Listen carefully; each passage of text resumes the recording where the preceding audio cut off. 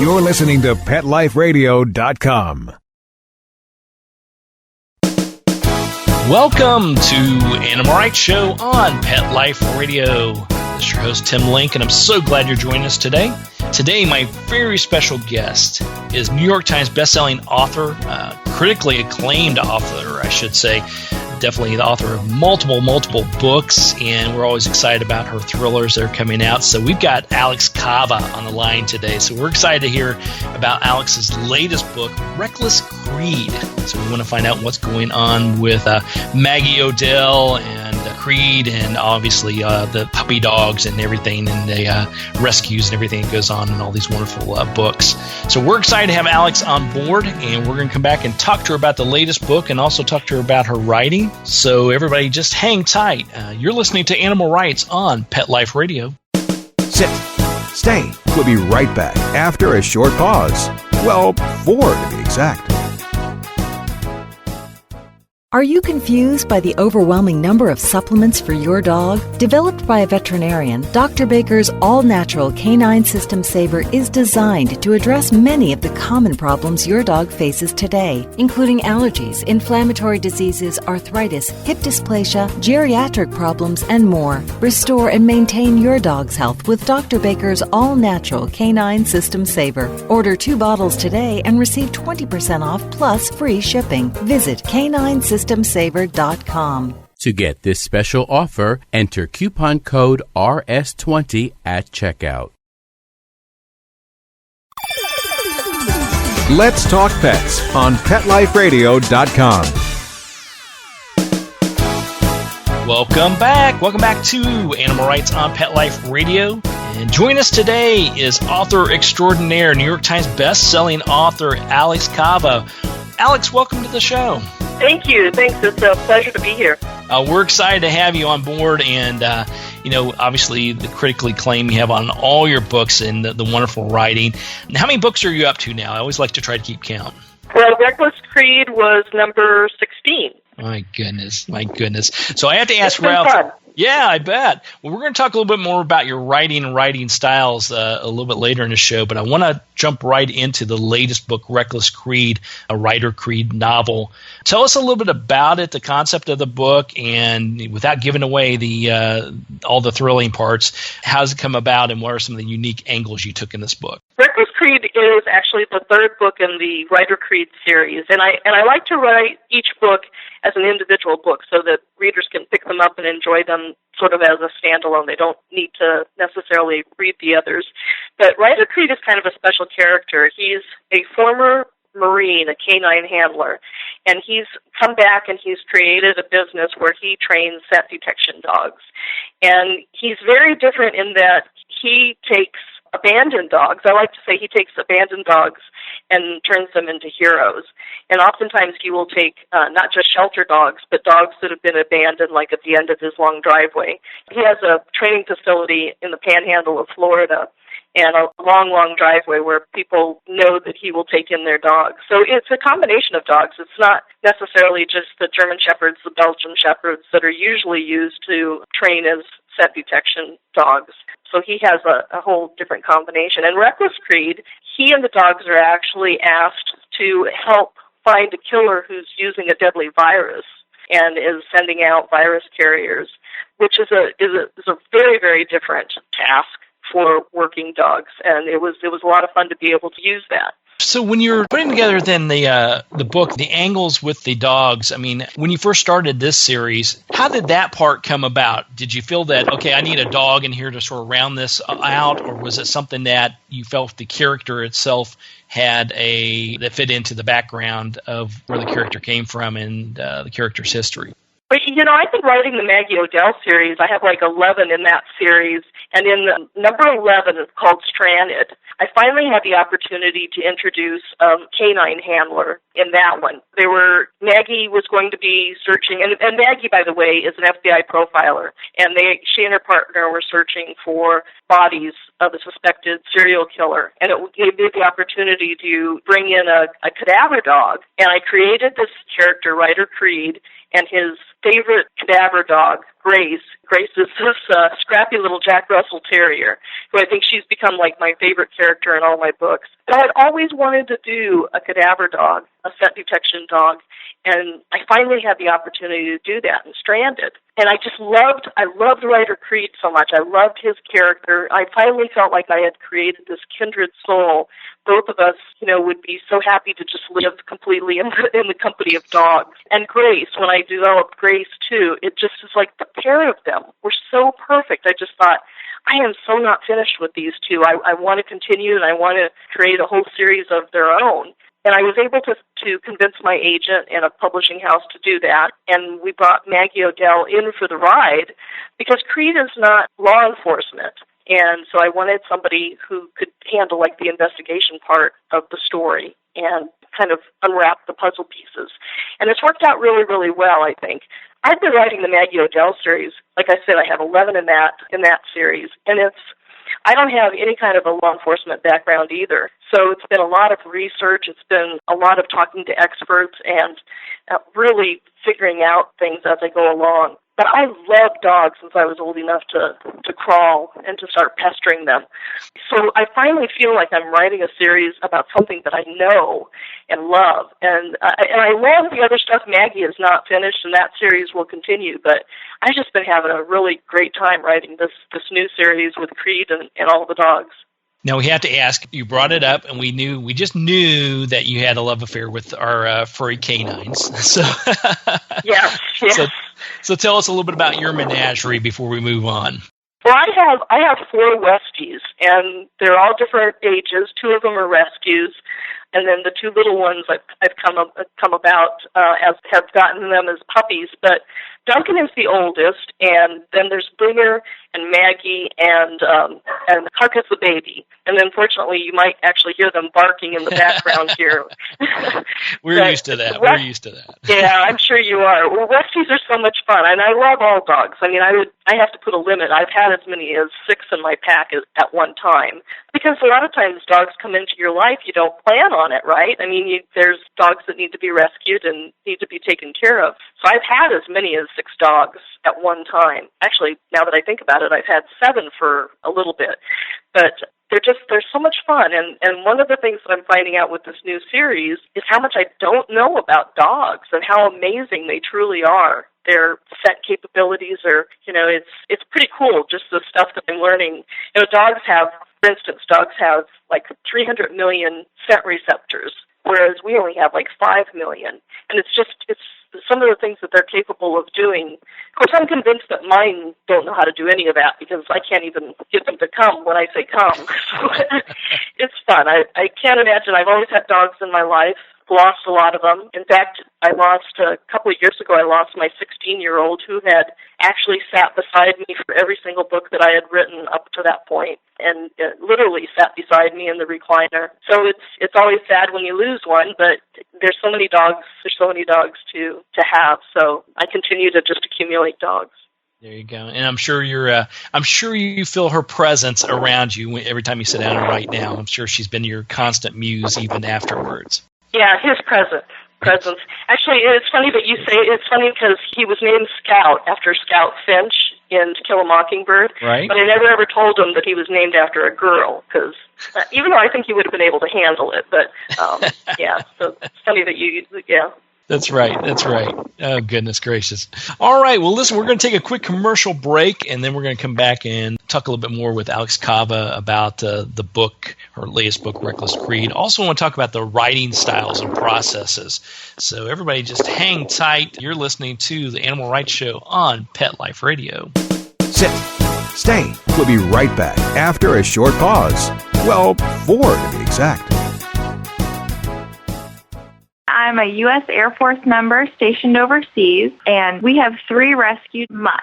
Stone Phillips was to be euthanized. There were bacteria crawling all over his skin. They called it elephant skin. It was rough, wrinkly, like a Brillo pad. He was in constant misery. DINOVITE.com.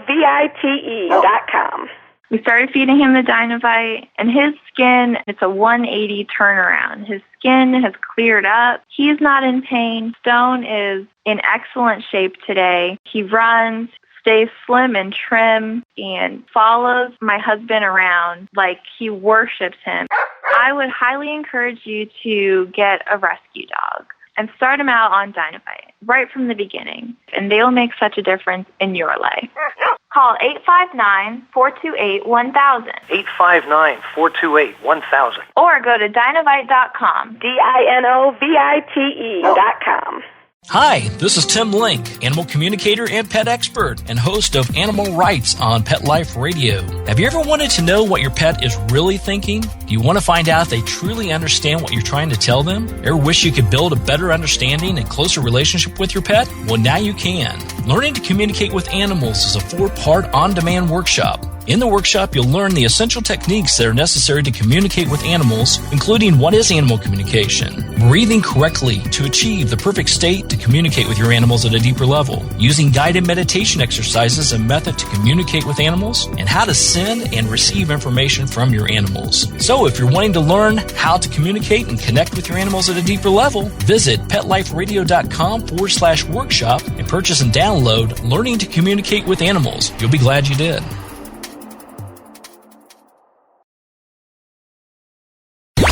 Let's talk pets Let's talk pets on Pet Life Radio. Pet Life Radio. PetLifeRadio.com. Welcome back. Welcome back to Animal Rights on Pet Life Radio.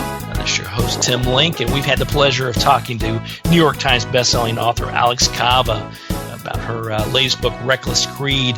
Now, you mentioned a little bit earlier, Alex, that you've got the Reckless Creed, sort of the Ryder Creed novel series, and then you got the Maggie Odell series going on, and you're going to be writing both of them. How do you sort of juggle those two? I mean, are there some unique angles you look at, or is it more based on, okay, the editors want me to have this one done by June, so I want to do that one first?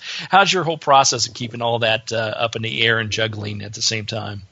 Well, it is a little bit like you just said, whatever the deadline is next for whichever book. But it is a little bit easier to write the two of them because they are so much different. I think they're different. The Ryder Creed series oftentimes it's interesting, the suspense often builds from different things, not necessarily, well, let me give you an example. Maggie Odell is usually chasing a killer. In the Ryder Creed novels, the suspense oftentimes and the conflict oftentimes comes from what might hurt the dogs or put risk to the dogs. For instance, in Silent Creed, he was asked to go help search and rescue after a mudslide in North Carolina. Well, there were all kinds of risks and conflicts that came from that. The debris that's in the mudslide, the flooding, anything and everything that could possibly hurt the dogs. In Breaking Creed, I used spiders and snakes and scorpions and how they could possibly hurt the dogs. And so the risk level and the threats are so much different from book to book. So it helps in having them so different to be able to sit down and write them. But fortunately, I haven't had to write two at the same time. I can take a break and write the one and finish it and then go on to the next one. So it may be a little bit more complicated if I actually had to write two of them at the same time. Yeah, definitely. So I can imagine you're trying to keep everything in track. But also with the series you mentioned a little bit earlier, try to make it a standalone. So I know that you have to know the character well because the main character is going to reappear over and over. But are you able to sort of start from scratch, or do you still have to go back through the last book that you did and reread it to make sure you've covered everything moving forward? Well, that's a very good point. It is really tricky to write a series because you have readers who are coming with you every book of the way. And so you don't want to get bogged down in all of the details from the last book or a lot of description about the character that they already know. So every single book, when I sit down to write it, that is a huge challenge to know how much to offer in that book about the character's background and his relationships or her relationships with each other and other people, and to really make it new and fresh each time so that readers who are coming back to the series over and over again are not bored by that. And I have to tell you, that's probably one of the biggest challenges that I find in writing a series, is how to do that and be able to bring in new readers, but not bore your regular readers to death. Yeah, exactly. Because, in those regular readers, obviously they're big fans. They want to come back and they want to know what's going on. I imagine that they put you to the test every so often about maybe they do, and they. Yeah, absolutely. You're right, and they remember things about characters that you yourself don't remember, and they will catch it, and they will tell you, and that's not a bad thing. That's not a bad thing at all. No, it keeps you honest and keeps you aware of what you've got going on. But I always find it fascinating when you're talking about writing for a series or multiple series is how to keep all the past things in place, all the characters in place, but yet keep it fresh and new.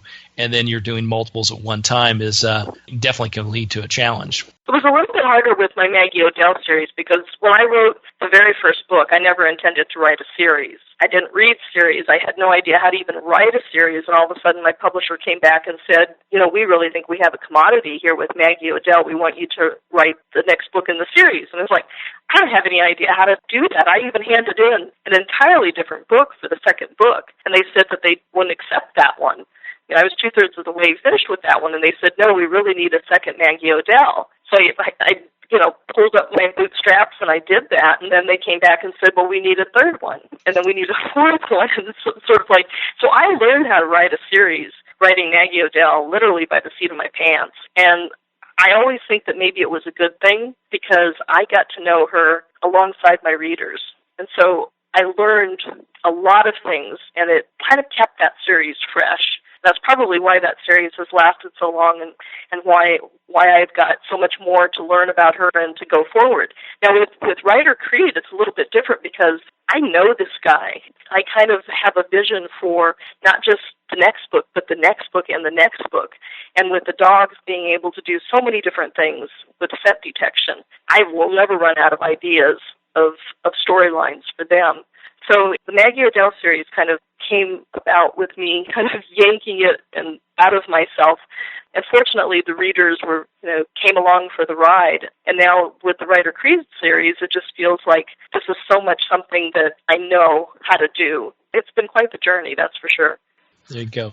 Well, let's talk about your writing style. Are you a writer that is dedicated to get up at 5 a.m. every morning and write 5,000 words? Or are you one that, oh, shoot, I've got 2 months or 2 weeks to finish the deadline. I better get cracking on this thing, or somewhere in between? Probably somewhere in between. I've never written every single day. And it's one of those things that I simply don't think I have the luxury to do that because there's so many other things, that you have to do to be a writer in the business of writing.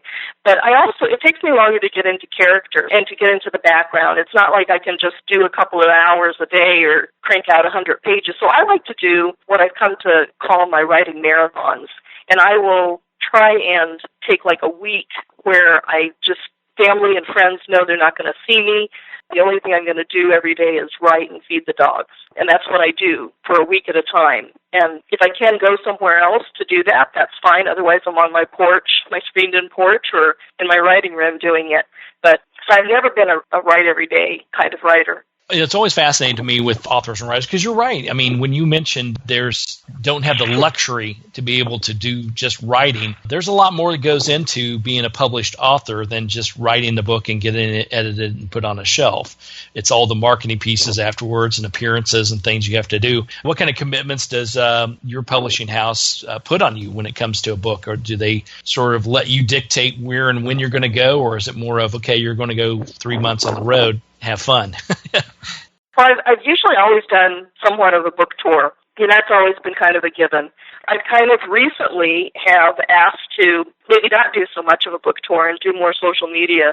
So we're kind of experimenting with different things, and so far my publisher has been very, very gracious about accommodating that. But it does take, it probably does take a couple of months, a month before the book comes out, and then the weeks that the book is actually out, where you are doing a lot of marketing stuff. You're doing a lot of interviews, you're a lot more social media. So, that's 2 months out of the year that you can just kind of say that, you just cross off and just say nothing's going to get done. I always admire those authors who say that they can write while they're on the road, because I am not one of those people. I mean, if I'm in an airport if I'm at an airport, I am watching people. I am, taking down notes for future books. But being at an airport is very distracting, or being in, a hotel room, or getting, to the next, even actually on the flight. I hate flying, so I pretty much have to be in the middle of a book reading in order to ignore the takeoff and take touchdowns. So forget about trying to write on the road. That just doesn't happen. So yes, that's right. For about 2 months out of the year, I don't get any writing done at all. That's great. So as an author, I'll have to ask you this. When you read, what do you read? What types of books do you read? Do you stay as far away from thrillers as possible, or is it good to see what some of your colleagues are writing about? I think it's always good to see what the competition is doing. Plus, I've come to know a lot of authors who are writing the same genre, and I love their books. I love reading the same genre. I do read a lot of nonfiction, a lot of research stuff, and I enjoy doing that. I absolutely enjoy doing that. But most of the time I am reading in this genre. And I think you're right. It's good to see what others are writing, your competitors, those type of things. There's something to learn from every single one of them, and how they go about approaching things, and how they go about approaching characters. And I'm sure it's a learning experience from that as well. I think that's the best way to learn, to tell you the truth. In fact, it's, people ask me what the number one piece of advice I give to writers, and one of the things that I tell them is to read. Just, read everything that you possibly can get your hands on. Read what in the genre that you're writing. We can learn so much from that. And I always think it's sad when authors who have now become best-selling authors say, well, I just, now that I'm a best-selling author, I don't have time to read. And I think that's so sad, because it's like that's the reason why so many of us wanted to be writers, is because we love to read. Yeah, absolutely, absolutely. And I would think that if you're not expanding yourself, reading research books, reading nonfiction, I write nonfiction for the most part, and that I think would be critical to someone who's writing a fiction book. But also pulling those ideas from your colleagues has got to be just as important to expand yourself, because I would think after a while you're going to get pretty stagnant if you're not coming up with some new creative ideas. And why not do that from the experience of other authors? Absolutely. You do learn things. You learn different techniques. You might, a lot of times you learn stuff from really awful books that you read too. You can figure out how you would have made it better, But I think that that's one of the best ways to learn, because writing is one of those things that's so subjective, especially if you're writing fiction. You have to create a voice for yourself, number one, but you really need to figure out techniques and styles that really kind of, lend themselves to, or else it's not something that readers are going to want to read. That's right. I agree with that. Well, that's fascinating. Well, Alex, we're coming towards the end of the show today, but I'll leave you with one last thing I'll hit you up with. After everybody picks up a copy of Reckless Creed and they read through it thoroughly and they enjoy it so much and read it a second time, what do you hope they walk away with? What would be a key message, or what do you hope that your readers walk away with? Gosh, that's a good question. Well, Reckless Creed is sort of a scary scenario, because it's something that I think could really happen, as far as, deadly viruses and the threat to any one of us being contaminated or being vulnerable. I think one of the things that I walked away with is I couldn't believe how susceptible we are. There's that old adage that a lot of these dead a plane flight away from contaminating the United States, and it's kind of scary. But I think the message to maybe take away from it is finding heroes in unexpected places. There you go. I like it. All right. So everybody, make sure you pick up, we'll ask Alex real quick. You mentioned social media. Where can people find out more about you? What's going on with you? The book obviously is available nationwide. So give us an idea of where we can keep track of all your wonderful activities. Well, I am on Facebook. I have a Alex Kava on Facebook, and also I have a website at alexkava.com. And usually one of those two places you can certainly find out what's going on. Very good. All right, so everybody go out and pick up a copy of Reckless Creed, a Ryder Creed novel by Alex Kava, and we'll post the website, and definitely follow her on Facebook as well. Alex, great job. Congratulations on the latest novel, and we'll look forward to circling back with you the next time you get the next one out there. Oh, thanks, Tim. I really appreciate it. It was fun talking to you. Oh, our pleasure. Well, we're coming to the end of the show today, but I want to thank everyone for listening to Animal Rights on Pet Life Radio. I want to thank our sponsors, producers for making this show possible. I really, really appreciate it. If you have any questions for me, ideas, or comments for the show, you can email me. Email me at tim@petliferadio.com, and I'll be glad to answer your questions, entertain your comments, and bring on the people you want to hear from most. So until next time, write a great story about the animals in your life, put it in a blog, an article, or in a book, and who knows, you may be the next guest, Animal Rights on Pet Life Radio. Everybody have a great day. Let's Talk Pets, every week on demand, only on PetLifeRadio.com.